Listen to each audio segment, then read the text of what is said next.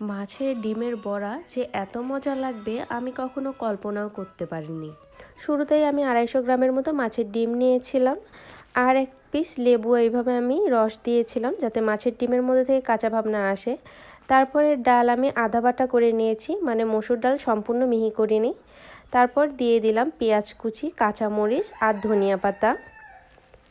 তারপর দিয়ে দিলাম চালের গুঁড়া।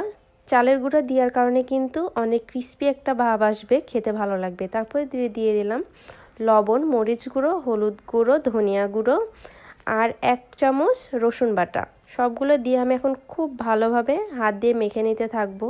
আমার তো সব উপকরণ দিয়ে একদম সব মিক্স করা হয়ে গেছে। এখন আমি এটা তেলে ভাজে নেব, তারপরে তো আমার হয়ে যাবে গরম গরম মাছের ডিমের পেঁয়াজি।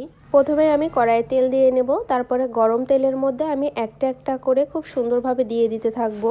আমি চুলার আঁচ একদম মিডিয়াম রেখে সবগুলো ভেজে নিতে থাকবো। তাছাড়া কিন্তু বাইরের অংশ পুড়ে গেলেও ভিতরের অংশ কাঁচা ভাব থেকেই যাবে, তাই ধৈর্য সহকারে আস্তে আস্তে সবগুলো এপাশ ওপাশ ভালো করে ভেজে নিতে হবে।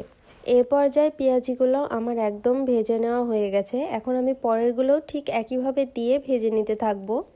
আমার মতে মাছের ডিম কম বেশি সবারই ভালো লাগে, আর তারপরেও যদি এইভাবে নতুন নতুনভাবে রান্না করে খাওয়া যায় তাহলে কিন্তু আরও বেশি মজা লাগে। শীতের সকালে বা সন্ধ্যায় এমন যদি নাস্তা থাকে তাইলে তো পরিবারের সবাই অনেক বেশি খুশি হয়ে যায়। আমার নতুন নতুন রান্না দেখতে অবশ্যই আমার পেজটি ফলো করে দেবেন আর আমার সাথেই থাকবেন। আজকের ভিডিওটা এ পর্যন্তই। আমার ভিডিওটি কেমন লাগলো অবশ্যই কমেন্ট করে জানাবেন। আল্লাহ হাফেজ।